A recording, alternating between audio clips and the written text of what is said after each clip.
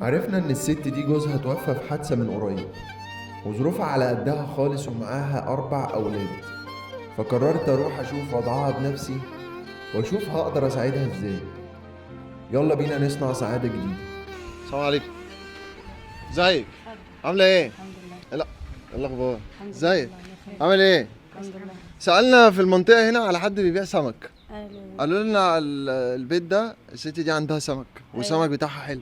ايوه عندي سنة. عندك في دلوقتي؟ ايوه في دلوقتي بس كميه قليله عشان النهارده الخميس. يعني انت اصلا يعني بتبيعي يوم الاثنين بس؟ لا ببيع هنا بس بجيب كميه قليله. عايز تلاجة ما عنديش فلوس. امم عايزه فلازر عشان احط فيه اجيب الكميه اللي انا عاوزاها ما يبص مني.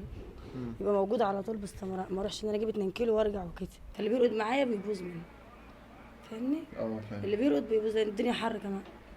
فبجيب تلج واحط عليها برضه مهما كان برضه بيبوظ. ما بيقعدش. فما بيقعدش. فعايزه فلازر اجيب فيه بقى وبيع فين في البيت. انت مصدر رزقك هو هو السمك السمك ده. وجوزي متوفى معايا 4 عيال. لسه دول يجي 45 يوم 50 يوم كده النهارده. كان شغال معاكي في نفس لا هو كان شغال عام وانا كنت برضه بتاجر في السمك معاه عشان عندي جنى داخل ثالثه ثانوي. هي لسه هتخش السنه يعني، واحمد اولى ثانوي ومحمد اولى اعدادي ويوسف اولى ابتدائي. يعني لما نجيب فليزر ونجيب سمك هنلاقي زباين تشتري؟ ايوه هتلاقي ان شاء الله. انا اصلا ببيع سمك ليكي من زمان. زباين؟ انا ادري 3 سنين ببيع السمك. يعني شغاله فيه بقالك 3 سنين. ادري 3 سنين. فبس عايزه بس حاجه يعني تساعدني اياها. ان انا طبعا دلوقتي كده ظروفي طبعا تختلف عن الاول. عايزه حد يعني يساعدني ان انا اجيب الثلاجه دي ابيع على طول، يعني بيبقى عندي باستمرار. يا جنى يعني والله الناس جت هنا وقالت طلعيها من المدرسه، مش هتقدر لوحدك وكده. بس ربنا اكبر من اي حد يا مجان. يبقى كله زي ما انت شايف كده. ملناش مصدر رزق خالص اللي هو شغلنا دلوقتي في السمك، وبروح اطلع برضه لو حد جاني لغايه اروح لغايته. تطلعي حتى تشتغلي القبض يعني؟ حتى القبض قالوا طالما جوزك مش بيعمل ما فيكيش قبض. مفيش معاش ولا اي؟ لا بقبض فيه تحت كفل القرار. كام بقى؟ 700 جنيه. 700 جنيه في الشهر؟ هي في الشهر كانت 570 وزادت بقت 700. فدلوقتي طبعا ال 700 جنيه ده هتعملش العيال دي. فعايزاكم تساعدوني يعني زي على قد ما تقدر عشان العيال تتعلم كده، عشان هم ابوهم يعني الله يرحمه كان عايز يعلمهم.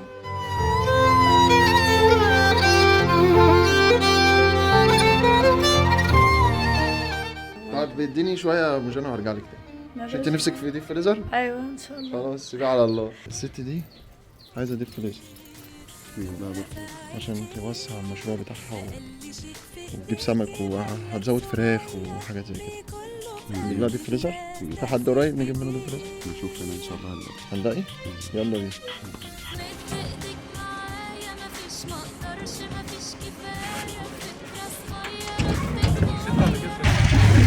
ركبنا العربية مفيش مكان، نعديها موتوسيكلات.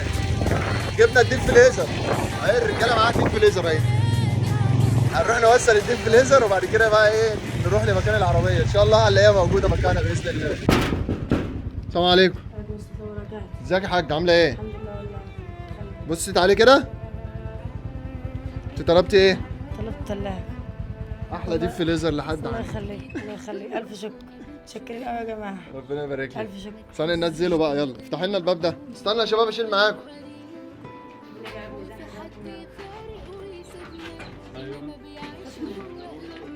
ايوه بس لف بقى. ايوه لف كده. استنى بقى انزل معاكم بقى. استنى. ما عرفوش يشيلوا حاجه من غيري، لازم انا اشيل معاهم. عايز المره الجايه بقى اجي الاقيه مليان ان بضاعه، شاء الله باذن الله.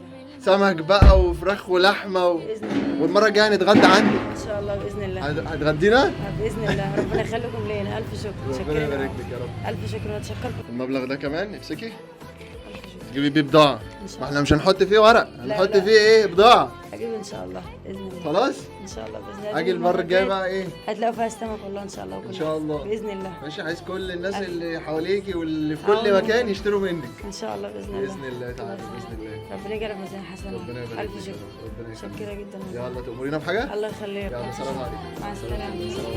ربنا يخليك. الهم